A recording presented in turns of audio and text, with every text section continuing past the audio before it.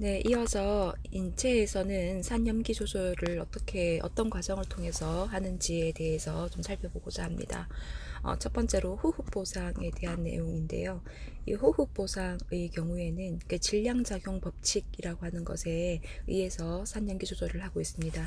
이 이름 자체는 여러분들이 뭐 눈여겨볼 필요는 없는데 그 원리만 한번 보시도록 하시죠. 우리 인체는 그 수소이온이 그 혈장 내 녹아 있을 때에 이 산염기 상태가 그 우리 몸에서 원하는 평형 상태를 이루고 있을 때는 이 화살표가 양방향이 거의 같게 움직이는 것들을 볼 수가 있습니다.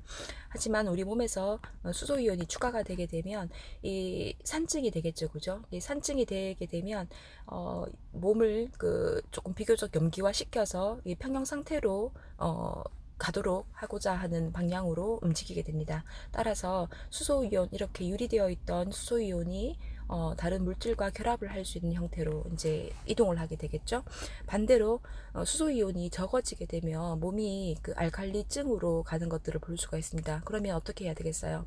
몸에 수소이온이 조금 더 많아지도록 작용을 해야 되겠죠. 그러면 결합되어 있던 수소이온이 다른 물질과 결합되어 있던 수소이온을 분리를 해서 혈장 내에 수소이온이 많아지도록 해주게 됩니다. 그래서 호흡 보상 기전이라고 하는 건 이건 뒤에서 또 이렇게 나올 건데요. 그 위쪽 내용만 조금 한번 보시면 CO2라고 하는 것이 그 혈장 내에 녹아 있게 됩니다. 그죠?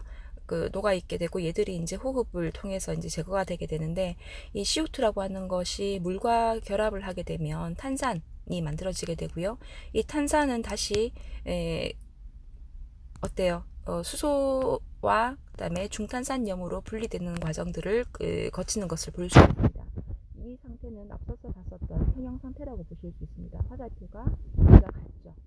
그죠? 근데 만약에 여기에서 수소이온이 이제 추가가 되게 수소이온이란다. 이산화탄소가 추가가 되게 되면, 즉 내 몸에 이산화탄소 양이 많아지게 되면 어떤 방향으로 가게 되나요? 네, 이산화탄소를 제거를 하고자 하는 방향으로 이동을 하게 되겠죠. 그러면 탄산으로 결합이 촉진이 되게 되겠고, 그다음에 이렇게 탄산으로 결합을 했던 것은 다시 수소이온과 중탄산염으로 변환이 되어서 배출하는 과정들을 겪게 되는 것입니다. 그 다음에 이렇게 이제 수소이온으로 하게 되면 이건 또 산이 아니야 라고 생각을 하실 수 있겠지만 그 부분은 다음에 넘어가서 설명을 드릴게요. 여기에서는 호흡이기 때문에 호흡에서는 CO2에 대해서만 설명을 합니다. 그 다음에 CO2가 제거된 상황이 있어요. 즉 내 몸의 CO2 양이 정상보다 부족하다는 얘기입니다. 그렇게 되게 되면 이 부족한 CO2를 보충을 해줘야 되겠죠, 그죠? 그러면 다시 방향이 바뀌게 됩니다. 아래쪽 화살표가 훨씬 더 길게 아까 위에서 설명했던 거랑은 반대 방향으로 움직이게 되는 것들을 볼 수가 있죠. 그래서 다시 설명을 좀 드려보면 저환기라고 하는 것은, 즉 호흡이 원활하지 않다라고 하는 것은 빈도도 적고 호흡 수가 적다는 얘기입니다. 호흡 깊이도 적은 호흡을 저환기라고 얘기를 합니다. 그러면 저환기가 이루어졌을 때 발생할 수 있는 현상을 좀 생각을 해보면 충분한 CO2 배출이 이루어지지 않기 때문에 내 몸에 CO2가 축적이 되는 것들을 볼 수가 있겠죠. 몸에 CO2가 축적이 되면 반응식은 어떻게 가겠습니까? 네, 맞습니다. 오른쪽으로 이동을 하게 되겠죠. 그렇게 해서 내 몸의 수소이온 농도가 증가되는 것들을 볼 수가 있습니다. 됐죠? 산도는 높아지게 되겠고, 그 다음에 pH는 줄어들게 되는 거죠. 즉 산성화되어 간다라고 보시면 되겠습니다. 그래서 저환기가 일어나는 상황을 보시면 이 저환기는 우리 몸에 알칼리증이 되어 있을 때, 알칼리화 되어 있을 때 그 호흡에서 일어나는 보상기전이라고 보실 수가 있겠습니다. 그 다음에 과다환기는 반대로 생각을 하실 수가 있겠죠. 내 몸에서 CO2 배출이 너무 많이 되었기 때문에 반응식은 어느 쪽으로 세 번째의 것인 왼쪽 방향으로 이동을 하게 되겠죠. CO2를 축적하는 방향으로. 그죠? 그다음에 이런 방향이 이제 진행이 되게 되면 수소이온이라고 하는 것은 감소가 되게 되고, 그다음에 뭐죠? pH는 증가되어서 염증화되어 있는 상태라고 보실 수가 있겠습니다. 그죠? 그래서 과다환기라고 하는 거는 이 뒤에 거는 생각을 하지 마시고요. 과다환기라고 하는 것은 내 몸에 산증이 되었을 때, 호흡 보상 기전에 의해서 CO2를 배출을 함으로써 산증을 교정을 한다라고 보시면 좋겠습니다. 그거를 우리 몸에서 다시 한번 좀 적용을 해볼까요? 내 몸에 산증이 있을 때 말이에요. 산증이 있다라는 것은 두 가지를 생각을 할 수 있습니다. 몸에 혈중 수소이온 농도가 너무 높아져 있거나 또는 혈중 CO2 농도가 너무 높아져 있거나 둘 중에 하나가 되겠습니다. 이 둘 다 산성 성분이기 때문에요. 그러면 이 두 가지가 다 높아져 있게 되면 이 CO2라고 하는 것은 화학 수용체에서 굉장히 용이하게 반응하는 것이기 때문에 이거 좀 감지를 많이 하겠죠. 그다음에 혈중 수소이온에 대해서는 말초화학 수용체라고 하는 곳에서 이 혈중 수소이온의 농도가 증가되고 감소되었다는 것을 감지하게 됩니다. 그래서 어쨌건 우리 몸에서는 산성화되어 있는 상황이 이제 발생을 했어요. 그러면 우리는 어떻게 해요? 이거를 우리 몸에서 평형 상태 pH 7.35에서 7.45 정도로 유지를 할 수 있도록 작용을 합니다. 네, 이런 감지되는 상황들을 연수로 전달합니다. 그러면 연수에서는 이 명령을 받아서 호흡 전수를 자극을 해라라고 명령을 내리게 되죠.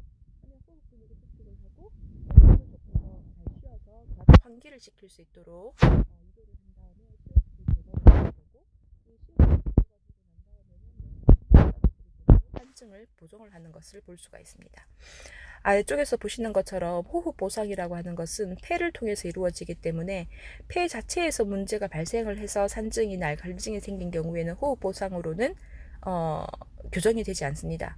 뭘 가야 돼요? 뒤에서 보게 될 신보상에 의해서 보상이 이루어질 필요가 있다라는 걸 의미합니다.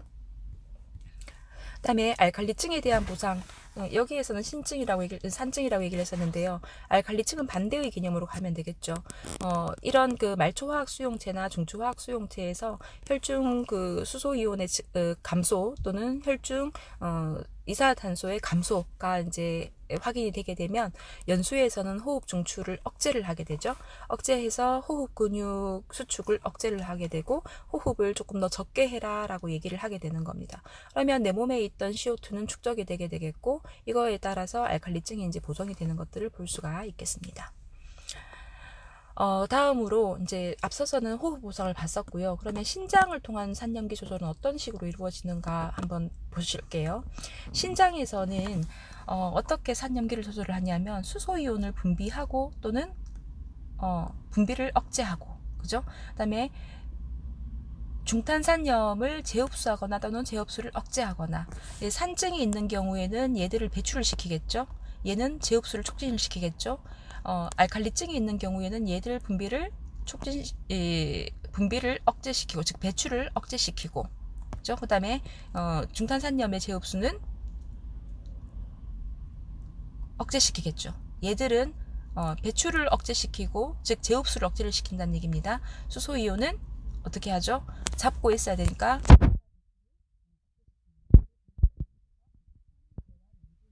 구분을 해두시면 좋겠습니다. 그래서 산증이 생겼을 때에는 수소이온 배출을 감소시켜야 되고, 그 다음에 중탄산염의 재흡수는 증가시켜야 되겠고요. 그 다음에 알칼리증인 경우에는 수소이온의 흡수를 어떻게 해야 되겠어요? 증가시켜야 되겠죠, 그죠? 그 다음에 중탄산염의 배출은 재흡수는 억제시키면서 분비는 촉진을 시켜야 되는 과정이 일어난다고 보실 수가 있겠습니다. 다시 한번 정리를 해보면 혈중 수소이온이 증가되거나 또는 이산화탄소가 증가되었을 때, 즉 산증이 되었을 때에는 뭐예요? 신장에서는 수소이온 분비를 그리고 배설을 증가시키고, 그 다음에 중탄산염의 재흡수나 생성을 촉진시켜서 내 몸 안에 중탄산염의 농도를 높이는 것들을 볼 수가 있습니다. 이 과정에 의해서 산은 감소시키면서 알칼리는 올려요. 그래서 산증을 보정을 하는 겁니다. 반대로 생각을 하실 수도 있겠죠, 그죠? 예를 들어서 혈장 내의 수소이온 또는 혈액 내 이산화탄소 농도가 감소가 되었다라고 보십시다. 그럼 감소가 되었다라는 것은 뭘 의미하겠습니까? 알칼리증이라고 이해를 하실 수가 있겠죠.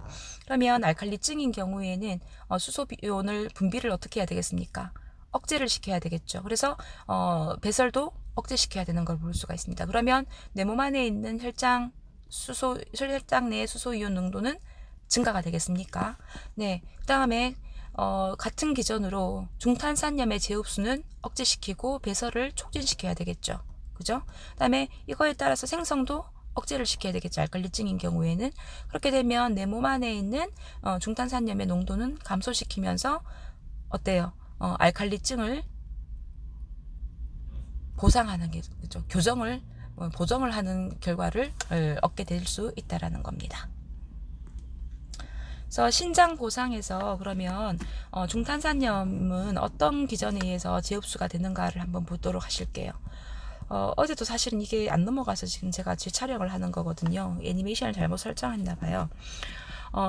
우리 몸에 모세혈관이 있고요. 그다음에 세뇨관이라고 하는 거 있죠. 소변을 빼내는 통로가 되겠습니다. 그죠?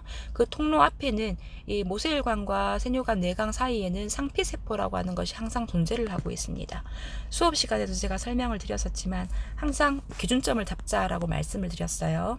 그래서 세뇨관 상피세포에 있는 수소이온이 나트륨겠죠? 소듐하고 역방향 운반을 하면서 수소이온은 세뇨관 내강으로 분비가 되게 됩니다. 수소이온은 우리가 재흡수, 비뇨기계에서 재흡수되는 과정들을 봤을 때 소듐이나 포타슘에 비해서 굉장히 배출 비율 정도가 조금 높았었던 이온 물질 중에 하나였었습니다. 이렇게 상피세포에서 수소이온이 세뇨관 내강으로 분비가 되게 되면 이 세뇨관으로 이제 여과되었던 중탄산염하고 수소이온이 결합을 하게 돼요. 얘들이 결합을 하게 되면 탄산이 만들어지게 되고 이 탄산은 다시 어떻게 됩니까? 이산화탄소와 물로 다시 분해가 되는 것들을 볼 수가 있겠죠. 그죠? 됐습니까? 그러면 이 이산화탄소라고 하는 것은 다시 어디로? 상피세포로 다시 이동을 하게 돼요. 그러면 이 상피세포 안에 있던 물과 세뇨관 내강에서 이동을 했던 그 이산화탄소가 결합을 해서 탄산을 만들게 되고 이 탄산은 다시 어떻게 되죠?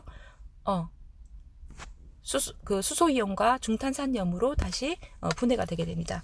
이런 과정을 통해서 이 중탄산염은 다시 뭐예요? 내 몸으로 모세혈관으로 재흡수가 되는 것들을 볼 수가 있죠. 이러한 중탄산염의 재흡수는 근위세뇨관과 원위세뇨관 집합관에서 대부분 일어나는 것들을 볼 수가 있고 이 과정에서 대부분 재흡수가 일어난다고 보실 수가 있겠습니다. 또 안 넘어가네요. 그래서 여기에서는 지금 제목이 여기 아니고요. 그 앞에서 이제 우리가 중탄산염 완충제의 역할은 어느 정도 한계가 있다라고 말씀을 드렸습니다. 그래서 우리 몸에서는 중탄산염의 역할을 다시 또 더 보완을 할 수 있는 인산염 보충제 완충제와 그리고 제3의 기전인 암모니아 의 어떤 보상 기전이 작용을 한다라고 설명을 드렸었던 적이 있었어요. 요거에 대해서는 이제 본문을 보면서 다시 또 설명을 드리도록 할게요. 제가 바로 설명을 했네요.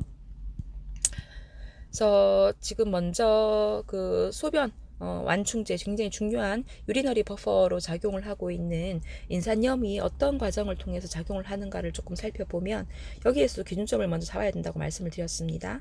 수소이온 집합관 상피세포에 있는 수소이온이라고 하는 것은 어떻게 해요? 에너지를 사용을 해서 세뇨관 내강으로 이동을 하게 됩니다. 세뇨관 내강으로 이동이 되면 어때요? 살구체에서 여과되어서 내려왔었던 인산염이라고 하는 거, 염입니다. 그죠? 인산염이라고 하는 것과 결합을 해서 인산으로 이제 변하게 되고요. 그래서 이 인산은 한번 딱 만들어지게 되면 재흡수라고 하는 것 자체가 이루어지지 않습니다. 그래서 바로 산으로 배설이 되어버리는 것들을 볼 수가 있죠. 아까 앞서서 중탄산염에 대한 것들을 조금 반복을 해서 보면 얘들은 그대로 뭐예요? 수소이온도 동시에 중탄산염 완충제가 작용을 하고 있기 때문에 여기에서는 앞서서 봤었던 과정들을 다 밟으면서 중탄산염이 다시 또 흡수가 되는 것들을 볼 수가 있겠죠. 그죠? 그 다음에 암모니아가 우리 몸에서는 어떻게 이제 보상 과정에 참여를 하는가를 보면 이 수소이온이 우리 몸에서 계속 배설이 되게 되면 그 여과되어서 소변으로 배출되는 소변, 여과 물질의 산도가 굉장히 낮아지게 됩니다. 즉 산성 성질이 강해지는 거죠. 근데 이 소변이 너무 강하게 산성으로 만들어져 버리게 되면 배뇨통이 있다거나 이렇게 소변 볼 때 아프다는 얘기예요. 그다음에 비뇨기계 결석 같은 어떤 문제를 유발을 할 뿐만 아니라 세뇨관 벽도 손상을 입을 수가 있어요. 그러면 우리 소변은 어느 정도로 유지를 해야 되는가? pH 최소 4.5 정도로 유지를 하면 좋겠다. 라고 이제 얘기를 하는 거예요. 근데 이렇게 보니까 내 몸에 이렇게 알칼리증이 조금 있어서 수소이온을 계속 배출을 하다 보니까 소변에 그 수소이온이 너무 많아지면서 pH가 4.5 이하로 내려갈 상황이 생긴 거예요. 그러면 이 그 프로톤 펌프, 수소이온을 이동시키는 이 펌프는 더 이상 작동하기가 힘이 듭니다. 그래서 세뇨관에서의 어떤 수소이온은 더 이상 분비가 되지 않도록 막아버려요. 면 소변에 pH는 유지가 되겠죠. 근데 내 몸에는 산증이 계속 있어. 그러면 그거는 어떤 방법으로 보상을 하느냐? 네, 맞습니다. 암모늄이라고 하는 거에 의해서 배설이 되는 것을 볼 수가 있습니다. 근데 앞에서 봤었던 인산염이나 중탄산염의 경우에는 그 세뇨관, 그러니까 여과되었던 물질에서 어떤 결합을 해서 배설을 하는 과정들을 밟았었는데요.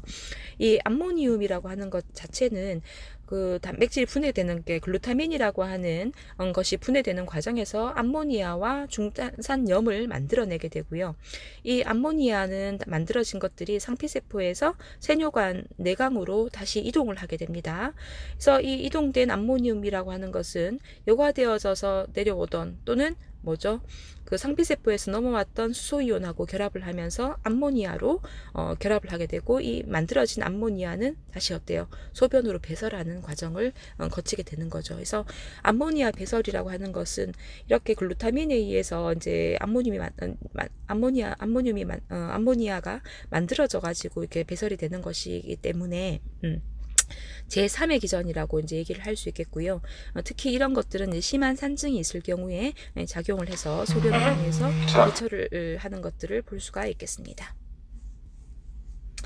그다음에 신장 부상에서 다시 좀 정리를 해보면 그 중탄산염이라고 하는 거가 생성이 되는 것은 수소이온이 분비가 되고 분비 과정을 통해서 만들어진 어떤 그 중탄산염이라고 하는 것이 생성이 되고 나면 이것들이 다시 모세혈관으로 재흡수되는 과정을 거치게 되는 것입니다. 네, 여기까지 하고 잠시 쉬었다가 다음 마지막 강의로 넘어가도록 할게요. 수고하셨습니다.